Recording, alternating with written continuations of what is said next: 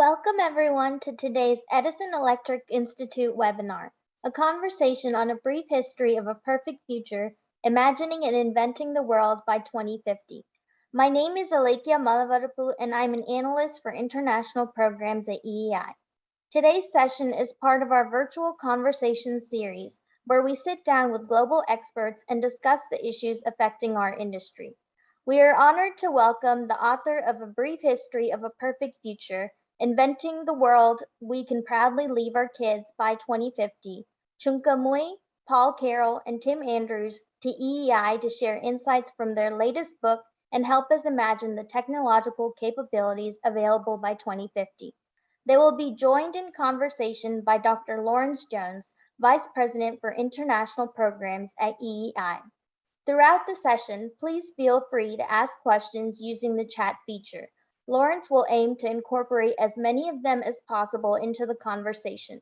Without further ado, I will turn this over to Lawrence to get started. Thank you, Alekia. Good morning, good afternoon, good evening. Welcome everyone to this first virtual conversation series of Edison Electric Institute International Program. And today we're delighted to be joined, as Alekia said, by the authors of the book, Brief History of the Future, Chunka Mui, Tim Andrews, and Paul Carroll. Gentlemen, welcome.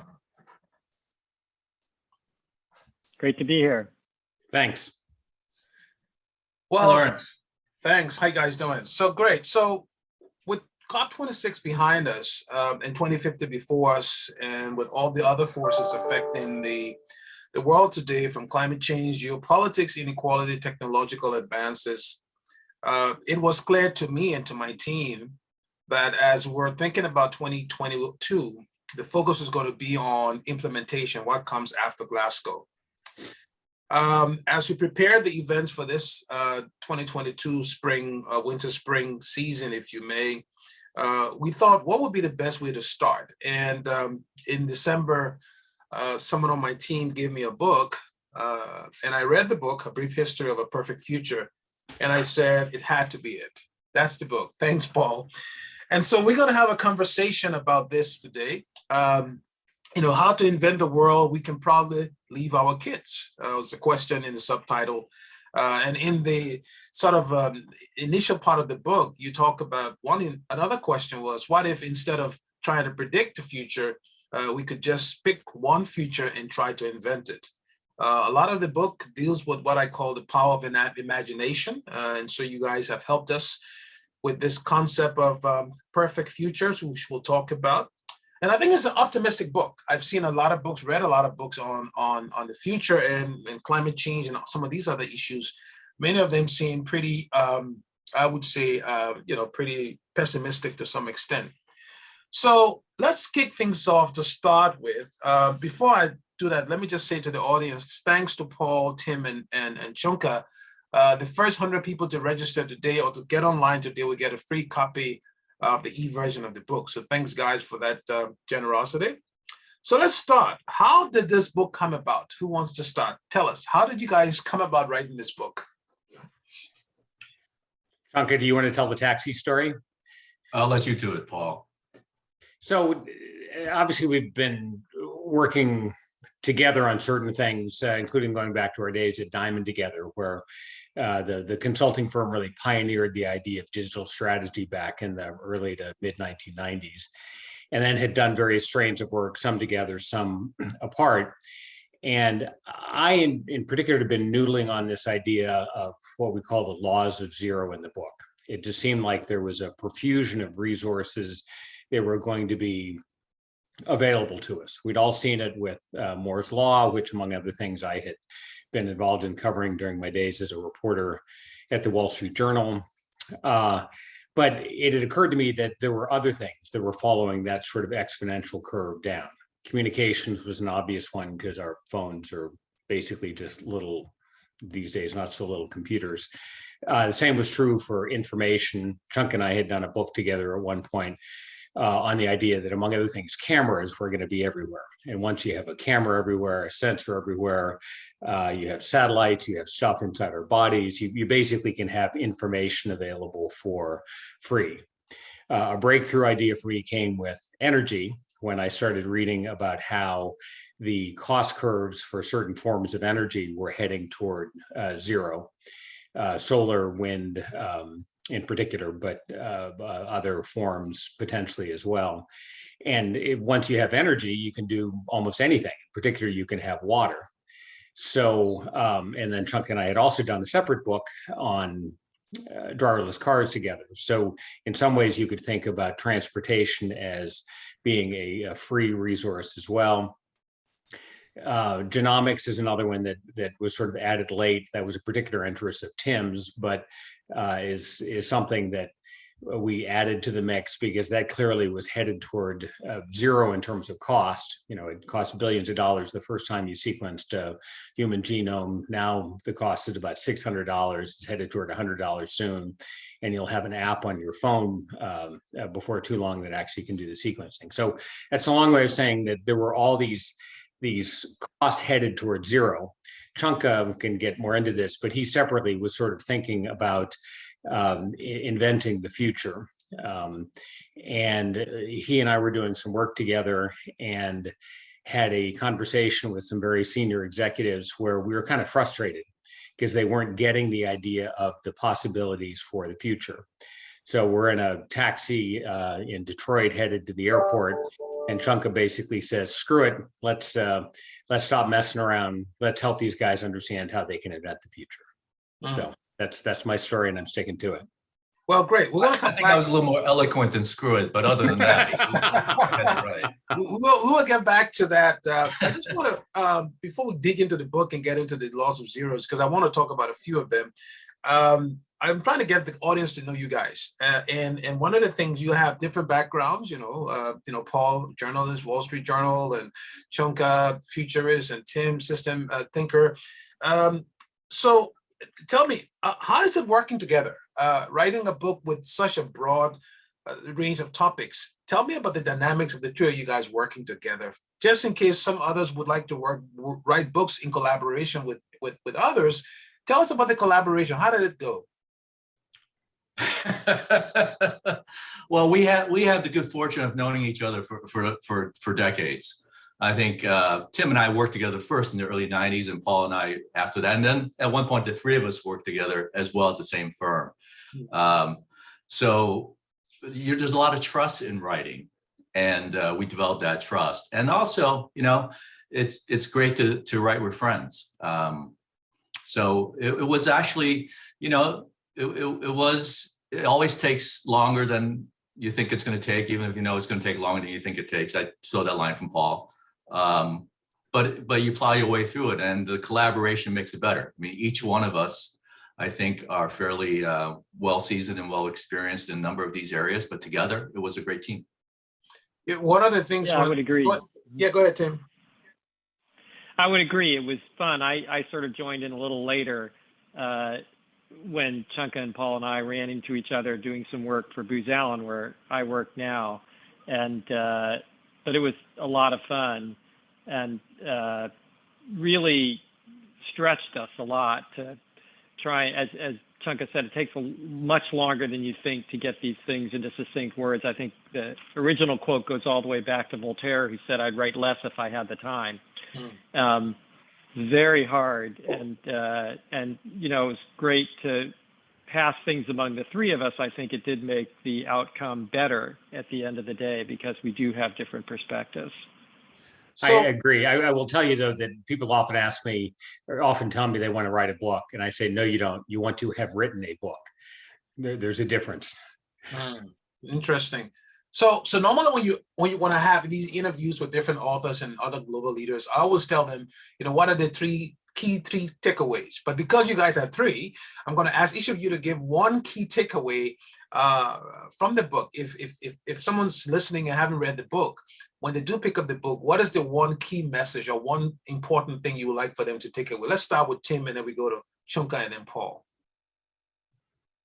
Well, I think I like your use of the word imagination and optimism. Both of those things are the things we hope people take away from the book, is that there is an optimistic way to look at things, and people have great imaginations, and the powers that are out there are strong enough and we've done enough with technology that a lot of the imagination can be realized if we work at it. You have to work at it. It doesn't come for free, but a lot of it is possible if we work at it, and trying to get people to open up their imagination a little bit to that possibility.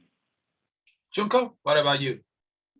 Well, I think for me, the most important point I want people to take away from this book is that the future is in our control. We have amazing human ingenuity has provided us amazing tools and capabilities. So we have the tools to address a lot of the societal issues that I think we all worry about. But it takes our action. Technology is not doesn't determine a good outcome. Technology is just an amplifier, and it's up to us to figure out what to do with it. So, but it is in our control, and there are optimistic outcomes that are possible. And Paul, what about you?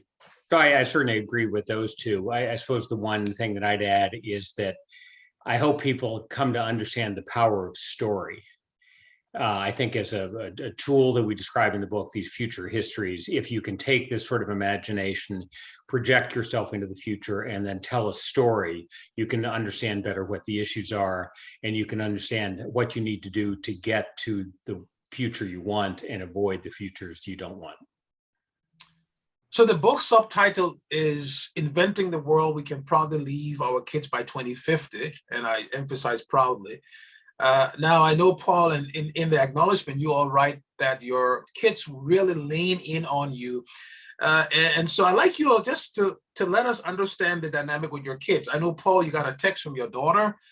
Tim, your son had a reaction to you, and Chunka. So can each of you just tell us what extent your kids had an impact on this book, and in what way you think that helped to shape the book going forward?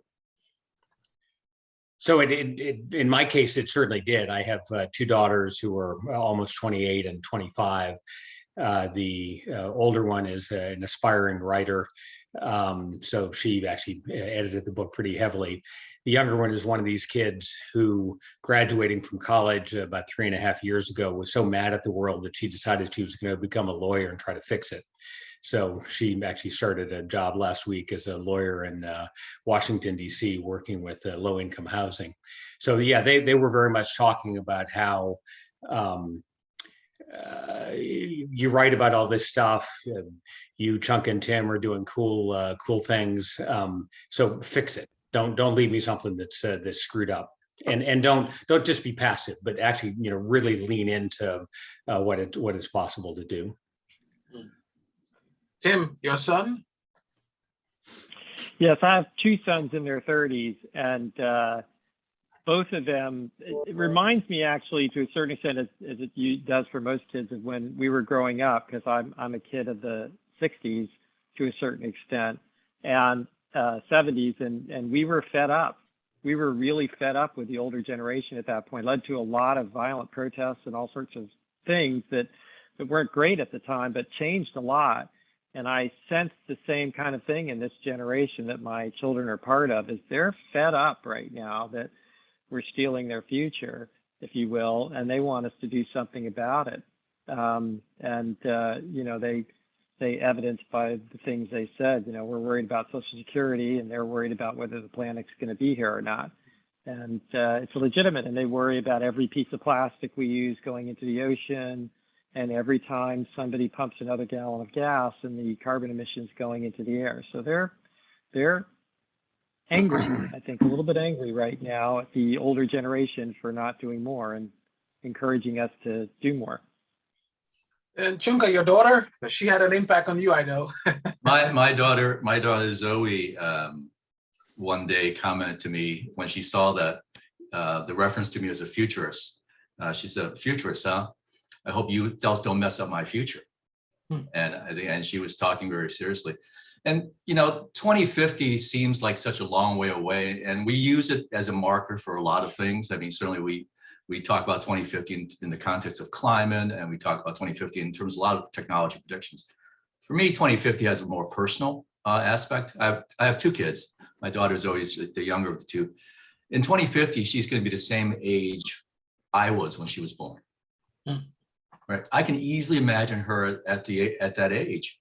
That makes 2050 a very real thing. It's not that amorphous. It's not that distant, and it's very important. So, and I think we can all, when we sort of step away from the abstract future and think about the future in the context of those people that we love, then it becomes very real. We can start asking ourselves, what's their world going to be like at that point in time? Because we may not be here. I hope we all are, but we sure know they will. And that getting very specific about the stories we tell ourselves and them about that point in time for them makes these future histories very real for me. Interesting. You said we may not be here, but according to the laws of zero genomics, we might be here, right? Yes. Well, So, that's right. so let's get back to the concept of zero. I want to go to you, Paul. So in the book, you all talk about the concept of zero as being that intellectual force that has driven progress in the world, but not many people understand how zero has been important. Can you just briefly talk a little bit about zero in both a historical context, referencing Julius Caesar, I guess, somewhere in the book, but also going forward? Just briefly talk about it before we get into the different laws. Just try and explain it for the audience. Sure. So I found the history of zero fascinating as somebody who, probably like a lot of people in this audience, suffered through high school calculus and, limits heading towards zero and so forth. And it turns out that zero was actually a concept that, at least in codified form, was only invented 3 times in history. The Sumerians way back when, the Mayans briefly, and then it was actually when the Indians came up with a concept that it took, because their concept was picked up in the Arab world and then spread as the Muslims were spreading throughout Northern Africa and then into Europe. But it wasn't really until Descartes came along that we got Cartesian coordinates and really had a more powerful way of thinking about the concept of zero. And then, of course, Newton and Leibniz came along and gave us calculus in the late 1600s. So it seemed to me, having done some things historically on the Industrial Revolution as well, that while people talk a lot about Watt and the steam engine and that development, you also had this concept of zero that became powerful in terms of management systems and help people manage the horsepower that they were getting from these steam engines. So you fast forward a bit, and as I said before, you get to these exponential curves that are heading towards zero in terms of what we decided were the 7 areas that are not exhaustive, that are the ones that we were going to work with: computing, communication, information, genomics, energy, water, and transportation. And of course, the flip side of zero is that if a cost goes to zero, then you have an infinite amount of it available. So we just, as we went along, we saw there were obvious caveats. Energy was a big one because the cost clearly isn't going to zero, but especially if you're talking about carbon-free energy, you're removing some of these costs that are externalities for the way we produce energy now. And you can roughly think about all those 7 things heading towards zero cost and therefore infinite capability, and can use those as a way to design these possible futures for 2050 that we've talked about. Yeah, I think most people might be relatively well aware of the sort of the laws of zero as it relates to information, and given the preponderance of information we have today, communication to some extent as well, and computer. So I don't want to dwell on those 3. We can certainly get back to them, but I want to go to I think 3 that I find very interesting, and we'll probably start with you, Tim. Let's talk about the laws of zero when it relates to genomics. Give us a little bit of an understanding of why that's important and what's happening in the area of genomics. Sure. Most of us, at least of our age, who've been around for a while, grew up in the age of the information revolution, it was called, for a long time, based on those first 3 ideas. And to me, I've always been interested in biology and healthcare and things like that. But the reason it's so important is because we're talking about 2 kinds of things that are quite on a whole different level of scale. One is the amount of effort and change that happens at cellular and other levels makes the information revolution look like a drop in the ocean. There's 100 trillion cells in the average human body. That's bigger than any computer and information system we can even think about. So the scale at which we're operating is entirely different. And the second thing is that the speed and the pace at which we are starting to achieve things in genomics is even more rapid and startling in many ways than it was in information technology. And we talk in the book about the fact that, again, what Paul mentioned, genomic sequencing, those curves are on cost declines that make Moore's law pale in comparison. So again, just 20 years ago, it took $3 billion to sequence the first genome, and now it's less than $1,000 and rapidly declining. And we're sequencing other things at the same time. And that's an enormous amount of just basic information. Just that information and processing that information is incomprehensible to most people. And how much it's going to impact things is going to be very, very difficult for people to really comprehend how much abundance, again, if we talk about the other side of it, it's going to make available. And we're just starting to see the tip of it, but I think we're very close to some important inflection points now. And now we're talking about changing our own bodies, changing nature. These are really important things that have great power and great danger as well. So again, like most technologies, they're neutral in the abstract, and we have to work very hard at them. But just a couple of days ago, there was an article about one of the first conditions that's been treated directly inside the body using genomics. An eye disease that was effectively treated, at least initially, with some real progress by editing the genes inside a living person's eye.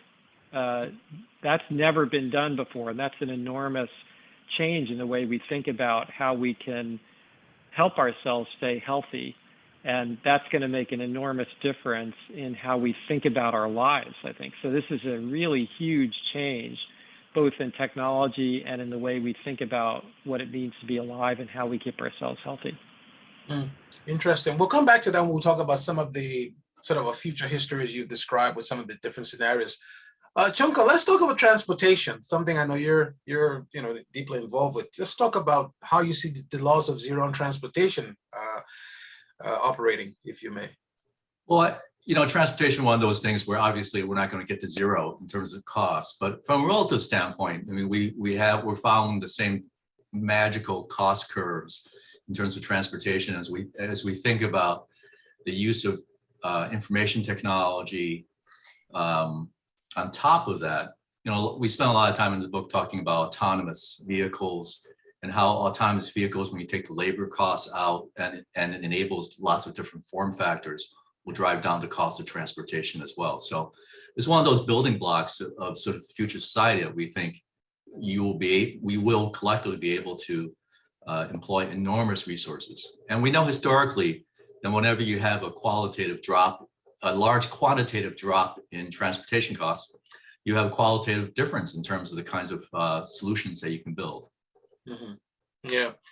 Paul, you started to talk about the energy sector getting into sort of, renewables and some of those. Can you say a few more words just about the issue of the energy? Because I really want to get into the history. I mean, the different histories now and explore those. But from an energy side, where do you see laws of zeros taking us?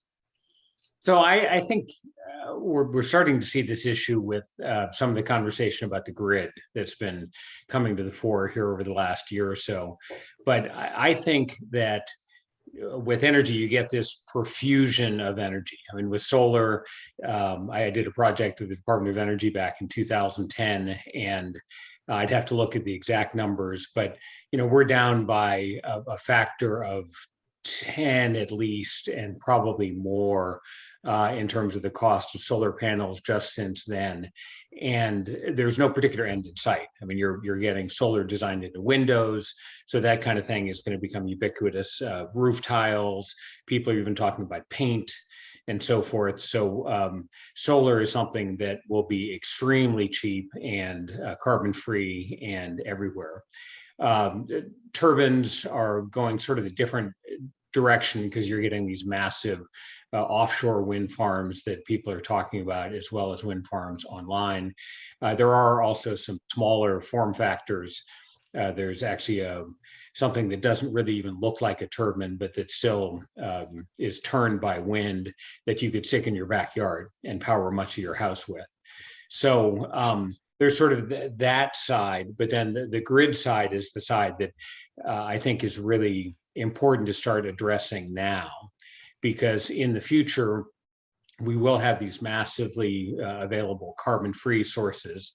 I would say nuclear needs to be a much bigger part of that mix than people are thinking about now. But then you're also going to need to figure out, you're also going to have these sort of islands where we will be able to do almost everything in terms of energy for our house, certainly for a community. But you have to figure out this balance between what a community can do for itself and what needs to be done by the grid. Huge batteries probably need to be part of that.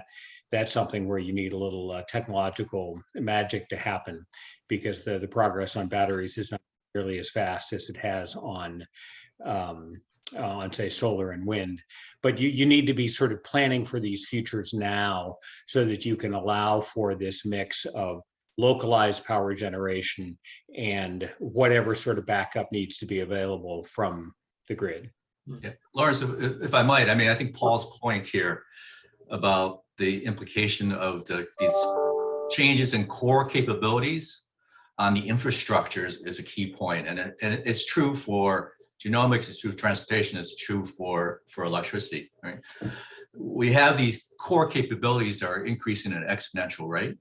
But in order to take advantage of them, that ripples backwards into this infrastructure that we have to address. Just in the same way that, we know the chip, the computing chips are going to double in capability every 18 months and, decrease in cost and all that kind of stuff. But unless you have the systems around them, they're not really, that doesn't do anything for you. A chip by itself doesn't do anything. So a lot of the writing about the laws of zero was really to inspire this conversation. Well, what's the implication of that? What's the long-term implication of that? In order to start enabling the kinds of capabilities we're used to now in terms of user interfaces on the phones, on the laptops, things of that sort, people have to start working decades earlier, to build this around the infrastructure. And we have to do the same thing on the rest of these things.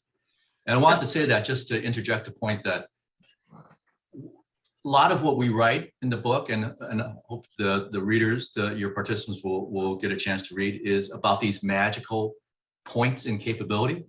But the real point is about what that inspires and what else needs to be done. Yeah. Let's get into what that inspires and what needs to be done. Let's talk about this idea of future histories. Maybe Chunka, just briefly, just explain what this concept is about, this tool is about, and why you think it's powerful. And then we can start going through a few of these for the audience to understand. So future history, what is it about? Well, I'll start with what it's not about. They're not predictions of the future, right? So the typical way people sort of approach new technology is, well, what do I think it's going to end up as? And future histories are not that. They actually respond to a different need. I mean, they respond to sort of the need for us humans, as both individually and as a group. In order to really imagine the future, we have to be able to tell a story around it. We have to have a story that sort of responds to our narrative needs. And we have to have stories that we can interact with each other about to develop consensus and understanding. And our sort of focus on future history is derived from a saying that a collective friend of ours, Alan Kay, coined years ago, which is that the best way to predict the future is to invent it. In order to invent the future, you have to understand what you're trying to aim for. So future histories are a story about what's possible. It's not just imagination, it's practical imagination. What's the future that's possible, so that we can rally around that and then work backwards to what that means for what we need to do today. Because if we start from just today, there's an infinite number of future possibilities. There's an old saying I'm in New England. I live in Vermont, but my neighbors in Maine have a lovely saying that says, if you don't know where you're going, it doesn't matter how you get there. Future history is about establishing where you want to get to so you can work backwards to start thinking about how you get there. Well, let's get into some of these future histories. I'm actually going to start with the future history of electricity. Since you guys are at the Edison Electric Institute, maybe it's appropriate to start there. And I'd like to ask, by the way, for the audience, so each chapter on the history begins with a story from the future. And so I'm going to maybe ask Paul, if you could just read a few sentences from the story that talks about fresh water in the desert. And then maybe the one that says Africa rises out of energy poverty. Maybe just a few sentences from each of those stories, and then we can discuss a little bit in terms of what would happen if we didn't take advantage of these opportunities we have in terms of technology. Sure. So I'm going to page 73, which I assume is more or less where you have in mind. Yes. And in terms of the water in the desert, the chapter on the future history of electricity begins San Pedro de Atacama, Chile, May 25th, 2050. A water fountain sits in the middle of the Atacama Desert, a desolate 600-mile-long stretch along the coast of Chile. It has no pipes connecting it to a water source. The nearest power outlet isn't anywhere in sight. Yet the water fountain reliably produces water for anyone who wants a drink, day after day, week after week. How is this possible? Some explanation may be in order. The Atacama Desert is the driest place on Earth outside of the polar deserts. It goes through detail. That's why 33 years ago, in 2017, so this really did happen, we're building off this, a Chilean engineer and two colleagues at Freshwater chose the middle of the Atacama Desert to dramatize their development of a freestanding water fountain. The device ran on standard alternating current, on batteries, or on solar power, and the Atacama Desert, it won't surprise you to hear, has plenty of sun.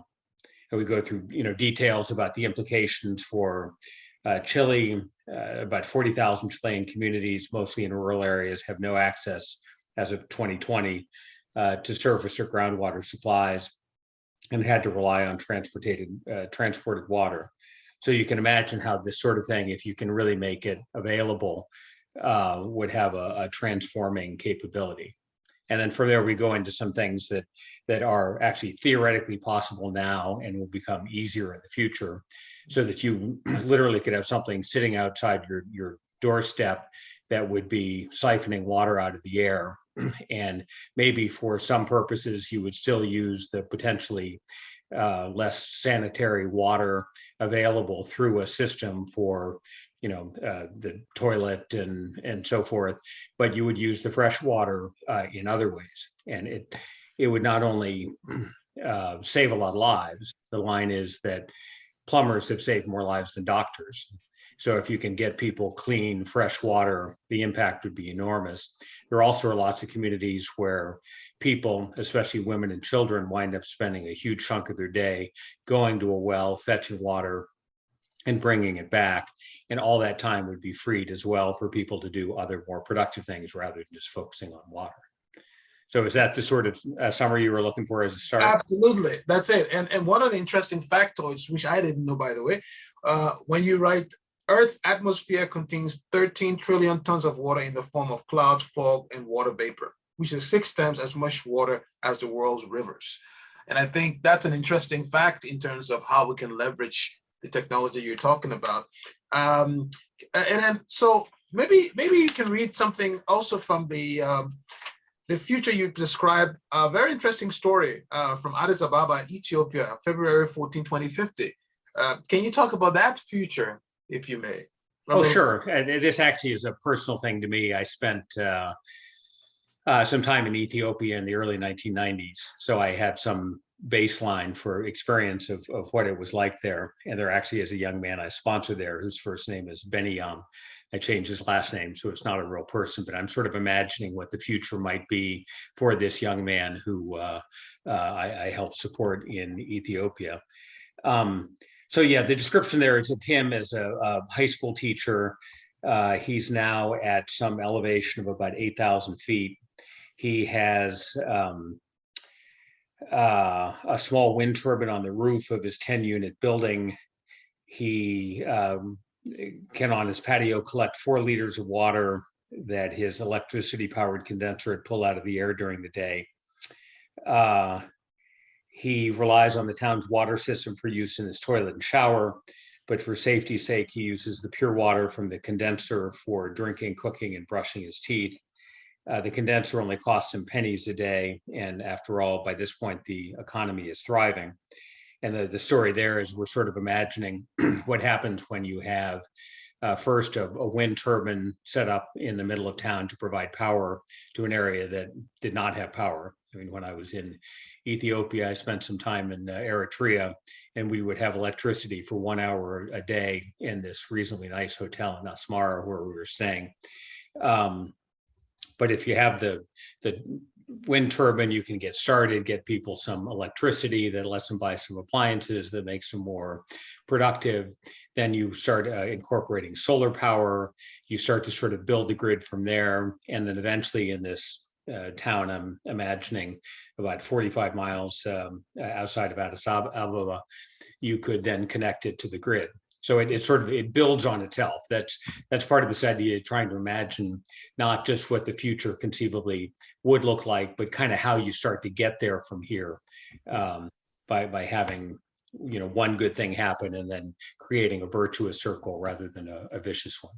And in all of these stories, what I find interesting is the fact that you're leveraging sort of a systems approach by bringing all of these laws of zeros together. So it's not a single law that's bringing about the future. It's more or less all of these laws coming together at some sort of an inflection point to make these futures become reality based on the history, if you may. Right, because one of the things that happens when you get this sort of energy is that you can connect to a satellite. And the satellite is sort of the law of communication thing. They're going to be everywhere. So somebody who is, in a poor community today or, 30 years ago when I visited it would have access to the internet and thus to Wikipedia. You have translation services and so forth. So all kinds of things that previously would have been out of bounds for some of these kids there would suddenly be inbounds, and it would have a snowballing effect potentially.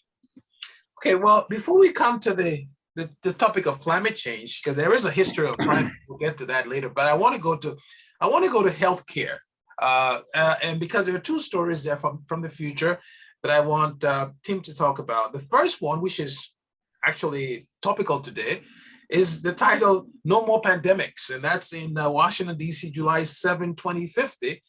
And then also, Tim, you can read a little bit or talk a little bit about the story "Healthier Healthcare" and why 90 is the new 70. I'm specifically interested in that particular one. So let's start with the one around no more pandemics. Tell us about that story and that future, if you may, and what's going to make it happen. Sure, and we certainly have an object lesson in that in the current environment, but the idea is that yes, in 2050, the Department of Health and Human Services is able to announce that when it has discovered something, with very few cases, it's already identified it, contained it, and started to create a vaccine of some sort or a therapies of some sort to help mitigate the effects. And there are a few reasons we think that's possible. And again, we just got a really great demonstration of that, because if you had said to somebody even 5 years ago, probably, that we would be stricken by a pandemic coronavirus, and that in less than a year, we would have incredibly effective, maybe the most effective vaccines we've ever created, you would have been laughed out of the room of any set of people who understood that science and the processes involved. And yet that's exactly what happened. It was a remarkable triumph of technology and cooperation. And we can go further in that same kind of thing because we'll be able to sense more accurately as sensors get smaller and smaller more quickly, which is the critical point in a pandemic. If you can identify the first few cases quickly, you can stop the pandemic in its tracks. And we can create partial vaccines, if you will, templates for vaccines that are ready to go in just a month or two, even more quickly than we can do it right now. And again, another thing, literally just this week that I read, which wasn't even mentioning this as a point of the story, was about sensors that you're now able to swallow that monitor your gastric system and report temperature, acidity, and pressure throughout your stomach and then through your intestines. And just to even think about that a few years ago would have been crazy. And it's got a wireless transmitter, so you get instant readings. So the ability to have that kind of sensing of the environment is one of the things that really makes pandemics easier to deal with. And then the genomics and the ability to construct effective vaccines and therapies is the other side of that. So in fact, I do think that pandemics will be a thing of the past if we put our minds to it. Yeah, no, this is great. And I love the idea about the sensors. A couple of years ago, I started this idea of working on something about if you were able to sense the entire world, you make better decisions. But now you talk about not just sensing the world in terms of, normal sensing, but you're talking about now sensing the world for solving very serious health problems, if you may. Quickly on healthcare, why 90 is the new 70? Tell us how we're going to get there. Well, again, as I mentioned in the first comment on genomics, we already have the ability crude right now, very crude, so I don't want to overstate the situation. But again, we tend to understate how far it's going to go and how much impact it's going to have. We talked about people with this terrible and very serious eye disease having real significant improvement in their health by editing their genes through CRISPR, a gene editing technology that's now becoming quite widely used. Sickle cell anemia is being close to being cured in some people through a similar process. And so if we think about that, a lot of the things that end our life, there are two things that end life as we know it as human beings. One is disease, and we're, I think, at an inflection point where over the next 10 years, we're going to start to see real progress against a wide variety of diseases that ends people's lives. So that's one of the things that makes people die at 60 or 70 instead of 90. And the other thing is the aging process itself. That's more complicated, but still is largely a function of protein and genetic interaction. And we've made a lot of progress in understanding that. And so if we start to understand better the aging process itself, and we can start to have impacts on that through genomics and other therapies, then we can certainly slow the aging process down. There are people who think, Ray Kurzweil being the most famous, that it's going to end altogether and we'll have effectively immortality. That's probably true at some point, but the question as to whether that's going to happen in the next 10 to 20 years or not is a big one and unclear. But it is clear that we're going to make a lot of progress in just preventing a lot of disease that kills people, and also probably in prolonging people's functional lives, that is, their ability to live a high quality life to a much older age. Before we get to the future history of climate, one last question I think the audience might find interesting to talk about is the whole idea of behavioral economics or behavioral science, and how sensors and sensing can help impact how behaviors change in society for the better. Can you talk a little bit about how you see that working in terms of nudging society along by using sensors of different types? Sure. One of the best books of the last many years was Danny Kahneman's Thinking Fast and Slow, which is a good summary of behavioral economics and cognitive bugs, if you want to think about it that way, the way that we think that is not helpful to us in a modern society that's sort of baked into us. And behavioral economics is trying to address those bugs, if you will, and fix those bugs. So one example is called loss aversion, where if you buy something, like say a stock at $5 a share and it goes to $30 a share and then goes to $20 a share, you actually feel bad about it because it went from 30 to 20. And so our reaction to losing is asymmetrical. It's stronger than our reaction to winning. So even though you quadrupled the price of your original purchase, you feel bad about selling it at 20. It makes no sense rationally, but it's baked into us, and probably for good reason, because in days when we were hunter-gatherers, it was harder to make up for a loss than a gain. And so you feared loss more than you wanted gain. So that's an example. And we can do things that try and nudge people into understanding, well, that's a silly way to act, if you will. You should sell the stock at 20 if you want to sell it, and you'd be happy about it, not be sad about it. And there are examples of things that have been done now for years, like opt-in versus opt-out into 401ks. And it's very clear if you make the default option that you will donate money to your 401k, almost everybody does it. But if you make the default option that you have to make some action to put money in your 401k, most people don't. So that's one example. And we can do the same things around healthcare just by making the default option a lot simpler. So one example is just making portions smaller. We have a built-in cognitive error that if there's an amount of food on our plate, we will tend to eat it. And, you could call this the Cheesecake Factory effect if you want. But it's particularly harmful for us in health circumstances because we aren't good at saying, oh, I should only eat a quarter of that or half of that. That's the right portion for me. We just tend to eat everything that's on our plate. So that's an example of controlling portion size can really have a direct impact on people's health.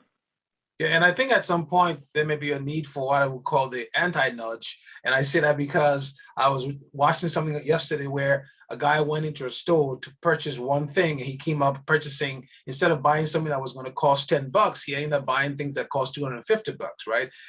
So, that idea of nudge positively, but then you can also nudge negatively. So Chunka, let's shift to climate change. Two interesting stories from the future there.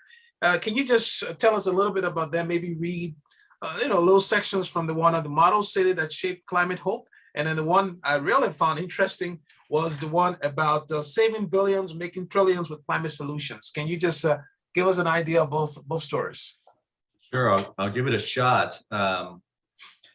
The opening of the future history of climate sort of asked the question of what does success look like in our struggle to get to net zero. The title is The Model City That Shaped Climate Hope, building on the idea that there are a number of model cities in the world about what urban structure can look like, in the zero carbon world. And I'll just read it. Belmont, Arizona, December 15th, 2050. Swedish Prime Minister Greta Thunberg addressed the crowd today at the 25-year anniversary of the opening of Belmont, the model city near Phoenix. Speaking via VR conference to avoid air travel, Thunberg played off the title of the blistering speech on climate change she made as a teenager to the United Nations in 2019. In that speech titled, "How Dare You?"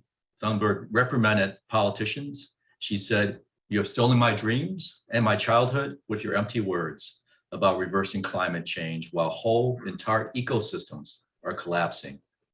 We are in the beginning of a mass extinction, and all you can do is talk about money and fairy tales and economic growth." Today's speech, titled "Dare We Hope?" and singled out Belmont as an example of enormous progress that's been made on climate issues in recent decades because of cross-sector developments in energy, transportation, industry, real estate, agriculture, and consumption. "There is much more we can do," she said, "but today I want to celebrate the reemergence of hope." And I'll just jump forward a little bit. As you look around your city, Thunberg said at the anniversary, you can see Winston Churchill was right when he said, "You can always count on Americans to do the right thing after they have tried everything else."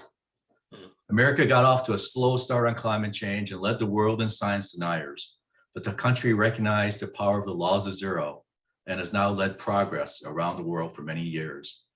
And she ran through a list of the achievements, and let me just quickly highlight that because these are the things that we need to do if we want to reach this future history. Globally, the goal of reaching net zero carbon emissions is within striking distance as the laws of zero continue to drive down the cost of clean energy and carbon removal.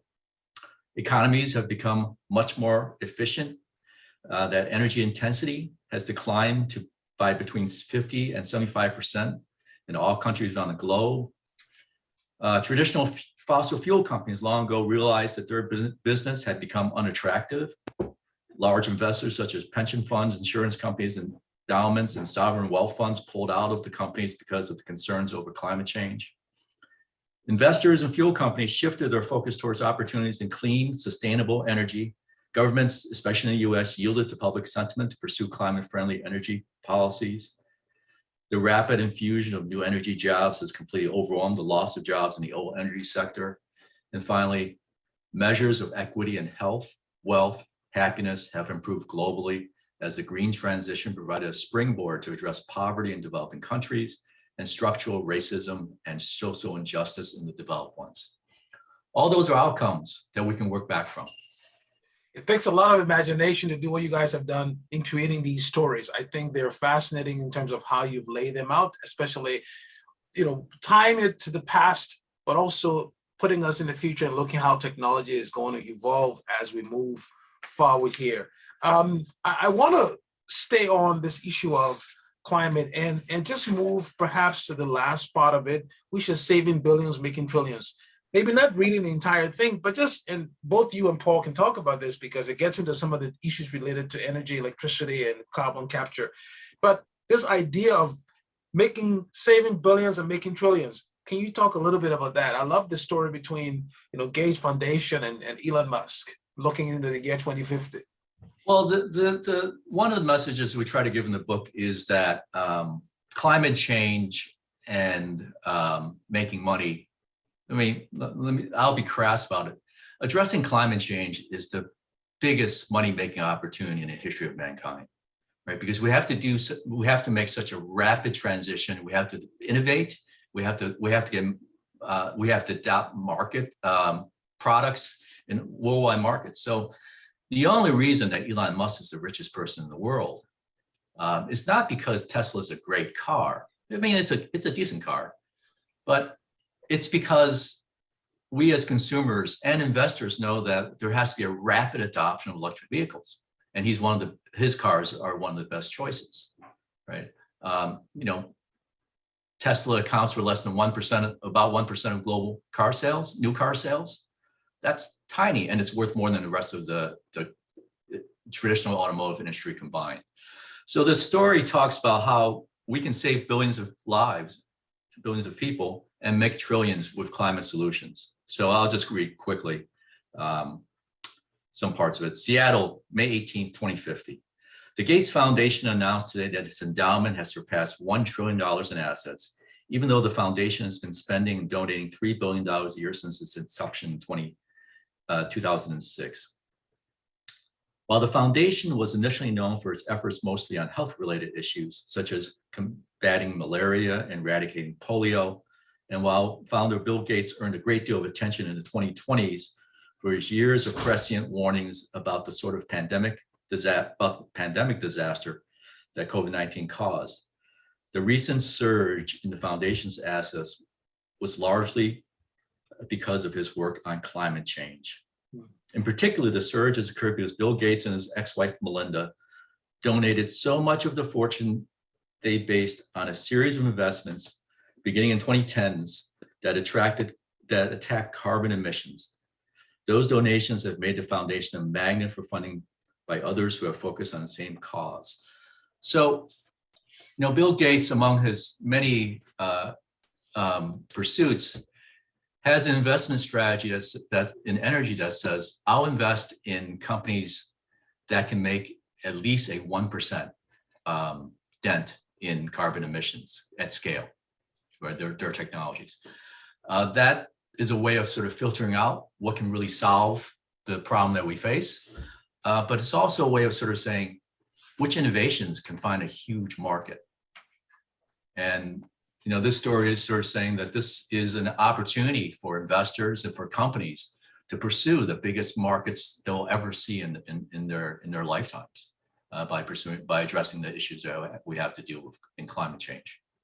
And that is what I find powerful about future history, because it doesn't only take you to the future, it sort of anchors the future in what's happening today. And that right. There's a great example of that, dealing with climate, dealing with transportation. I mean, we know that globally transportation accounts for about 16% of carbon emissions, and about half of that comes from cars, light duty trucks, buses. That's only 8% of the total, right? In order to deal with that 8%, we know we have to get to completely electric or zero carbon vehicles by 2050. If we start that as an anchor point, we also know that we have to get to only selling electric cars by 2035, because it takes about 15 years for the car park to replace itself, which just gets us to the question of, well, how do we sell only electric vehicles by 2035? We have to start mapping out the portfolio today and revamping the supply chain and the supporting technologies. And that gives us a very firm target, which drives us to fundamental shifts in strategy today, which is what companies like General Motors are doing. And we can look at that and say, wow, we need them to do that from a climate standpoint. And they can look at it and say, wow, we can have the biggest market ever in the world if we're ahead of the game here. So luckily, the two forces come together. You all have already sort of started a wave, a new movement here, because in the chat box you can see that someone just wrote, would be interesting to see a few chapters on the future of where climate change efforts have led to a mineral crisis or emergence of new unexpected ruling for the sort of a resource supply. So I think the idea of future history, in fact, you guys should have written the book before COP26, because I'm sure it would have helped to sort of stimulate the discussion. And instead of just speaking about 2050 in abstract, you would have given these kind of a history that will help people to sort of really imagine what's possible. We have about 15 minutes left. I want to go to two topics. We'll come back to talk about future history in terms of what's positive, what's negative, in terms of pathetic. But I want to talk about the history of trust.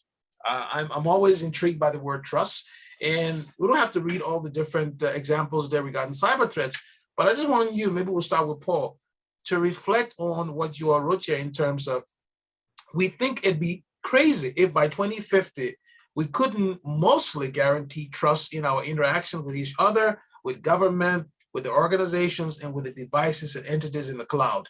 And in this chapter, you guys talk a lot about triangulation and how important that is. How critical is trust in the context of the histories you're laying out there? And how do we do what you said here, get trust to be something that we can guarantee to some extent? So trust is massively important. And I think we're seeing the flip side of that these days, because trust has been eroded so much here in recent years. I take it personally when people talk about fake news, having been in the media for a long time. And I think that there has to be a lot done to reestablish the trust in the accuracy. You can talk about bias and other forms, but at least trust in the accuracy of the media. And then as a society, we need to be able to trust the public health authorities who are telling us how to deal with the pandemic and so forth. And just a lot of that has eroded. So I think you can't have social interactions unless there is this fundamental layer of trust. So that's the general thing. To the specifics, yeah, this is something that Tim really developed and knows a lot more about than I do. But this idea of triangulation is important. The analogy we use is the global positioning system, where because you have 3 satellites, they can figure out exactly where you are. 2 satellites can't do it. You could be in any number of spots. So you see with the 2-factor identification and now multi-factor identification that sort of thing is happening. Somebody doesn't just have to have your password, they would have to have your phone as well, because somebody signing up for something would be told that your phone is going to get pinged and then you have to type that code in. And you can imagine in the future all sorts of things, retinal scans, these sorts of little devices Tim was talking about for health purposes that wind up in the body. You can authenticate yourself in all kinds of different ways. So this idea of stealing an identity, which is a real concern for people now, can, because of technology, be reduced as a problem in the future. So Tim, let's go, Tim, from trust to government. So there's a future history of government services in the book as well. From your perspective, and you all talk about different aspects of government services, from trusting government, and you reference Ronald Reagan and some of his comments about government. Can you just briefly give us a future of government that you envision that would be driven by the successes of the laws of zero? Just quickly, just tell us, how can we have this perfect future of a good government moving forward? Sure. I work at Booz Allen, which does a lot of work with the federal government. So I do a lot of work in the United States with the government. And, I often paraphrase Winston Churchill, who was mentioned once before, in that government's, the worst solution to any problem except for every other solution we've ever tried. And so it's always complicated for government to operate because by definition, it's a highly cooperative effort, and people have to literally give up rights in order for government to function. So trust in government is particularly important, and that's why the whole issue of trust is really relevant. And it ultimately has to be supported by the rule of law or something like that. So that's why government's important, because there has to be some enforcement or some way of people understanding that if trust is violated, something reasonable will happen.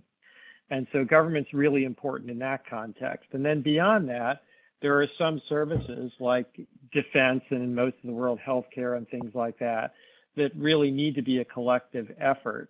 And so every part of the laws of zero helps that, at the very least, by making it potentially much more effective and much cheaper. Part of the issue people always have with government, and it costs money, and nobody wants to pay taxes, and that goes all the way back to the comments that Reagan and others were making. But if it's cheap enough, people have a lot less issue with it.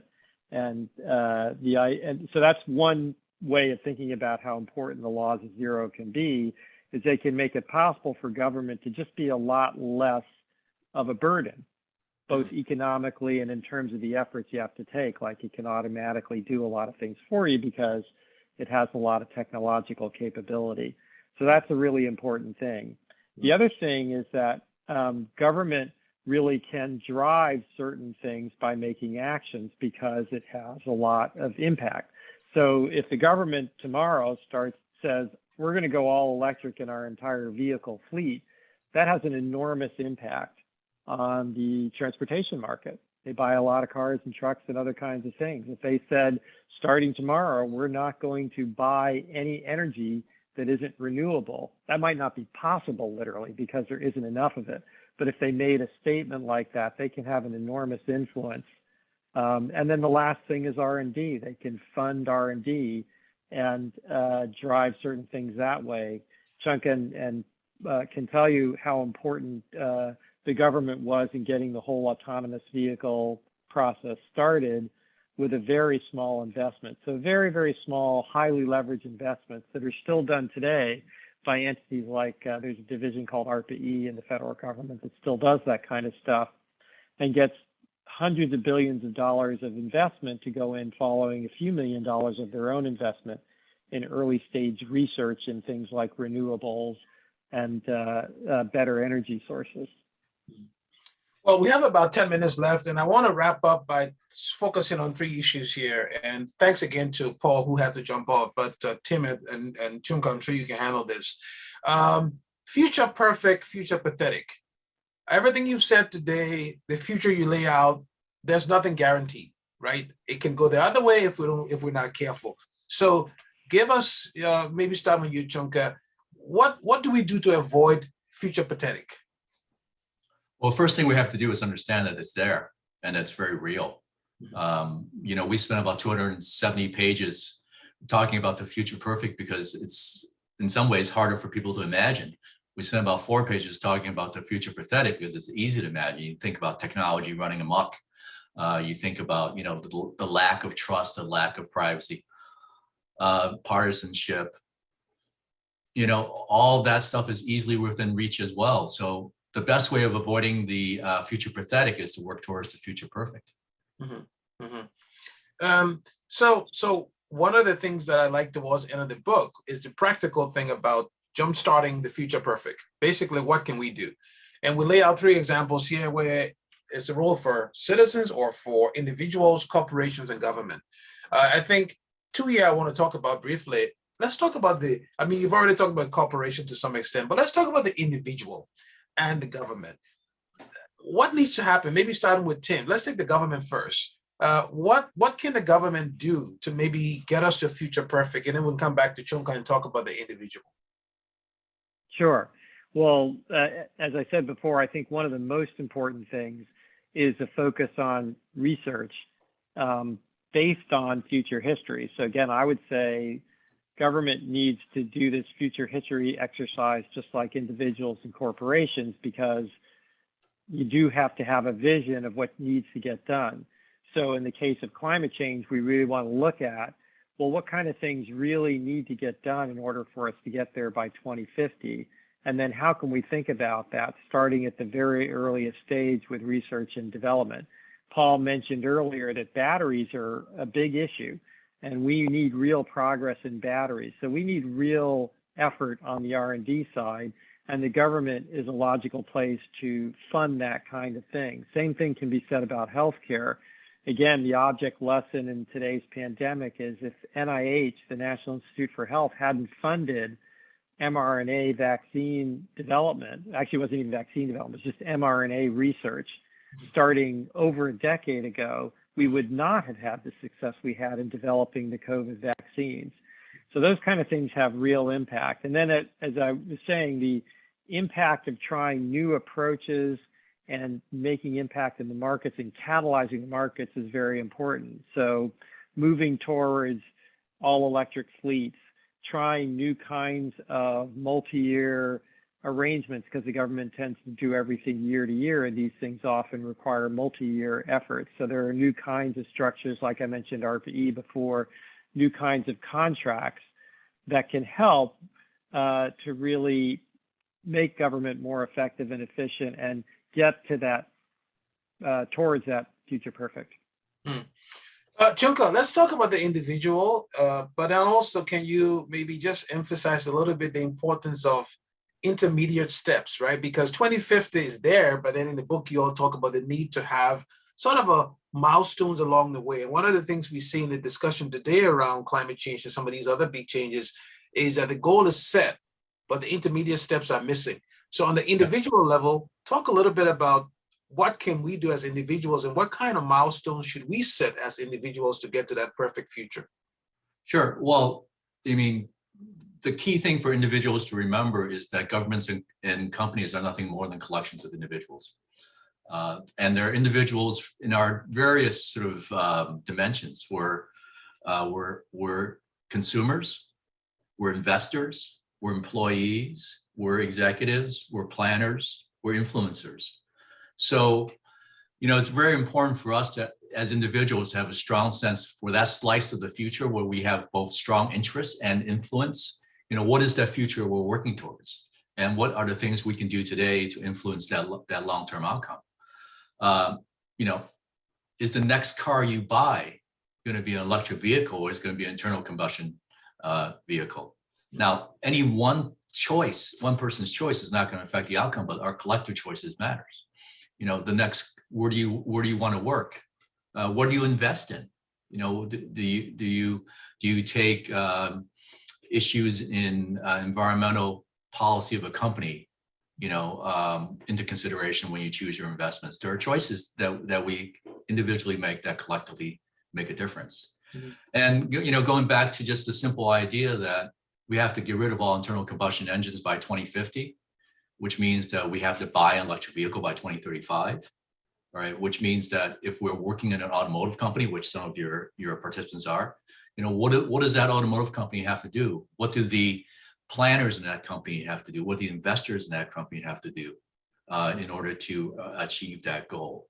So you always have to have these long-term goals in your hip pocket as you think about your short-term activities. And there's always something that we can do now that can affect that long-term outcome. Mm-hmm. And we each have to decide what that is.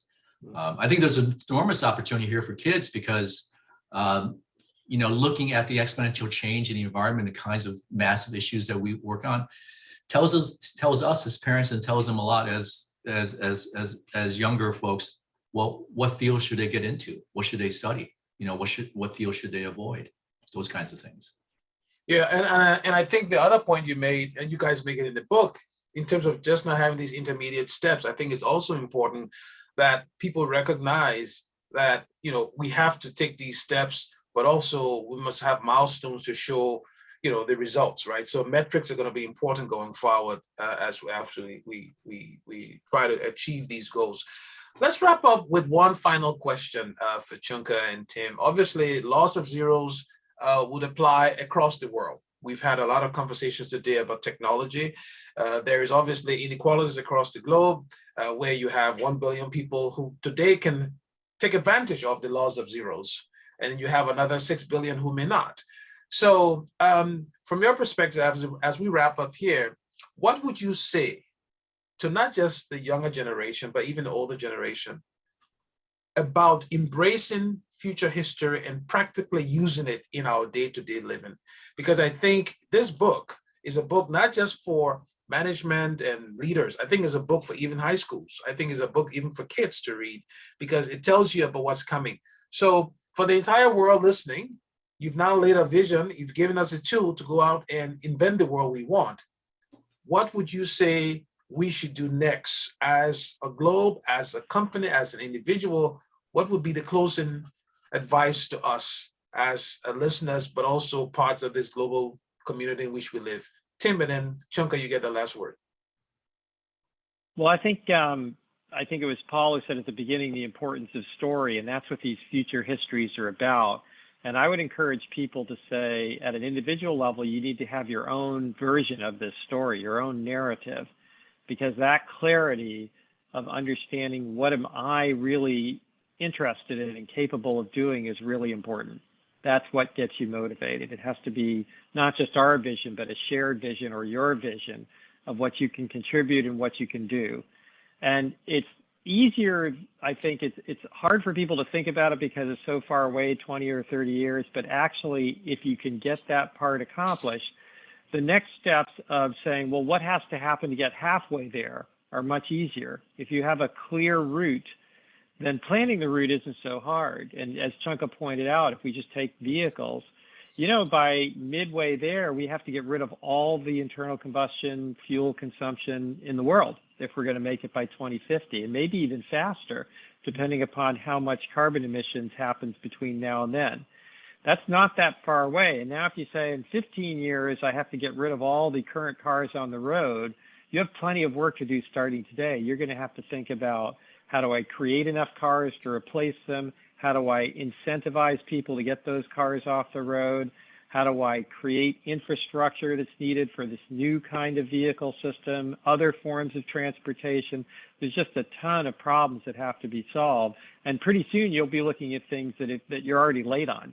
Oh gosh, I should have started this 5 years ago. And so I think in almost any of these narratives that you create, you start pulling the threads, and very quickly you'll be thinking about pretty tactical issues in the near term. Chunka, you get the last word. Well, my last word is to reinforce what Tim just said. The power of personal narratives. I mean, that's where it starts. And the more rich you can make your own narrative about the future you care about, that's the most powerful thing to do. And know that you have enormous capabilities to work with. And if you're looking at it from a global perspective, the one way to think about it is that the laws of zero provide an enormous opportunity for countries, for corporations to leapfrog existing leaders. In the same way that mobile technology, mobile telecommunications technology is much better in some countries that didn't have the legacy systems and legacy constraints. That kind of opportunity applies across the board, enabled by the laws of zero. Well, Chunka, Tim, and Paul in absentia, thank you so much. This has been a stimulating conversation. Congratulations again on the book. Again, the book is A Brief History of a Perfect Future. I encourage everyone who has been online and who logged on. The first 100 people should be receiving the e-copy of the book, so please read it. And go out and write your own perfect future. Write your history and from 2050. I'm going to try to do mine as well. I'll share mine with my kids and see if by the year 2050, I was able to do what I promised them I would do. So You can write a chapter in our next book, Lawrence, as all of your participants can as well. okay, that's great. A collection of future histories. That's good. That's Absolutely. for the future. Great. Well, thank you all so much for joining us. And thanks again, Tim, Paul, and Chunka. Congratulations on the book. Let me turn it over to Alicia, who will give any final closing words regarding how you can access the information. Alicia, over to you.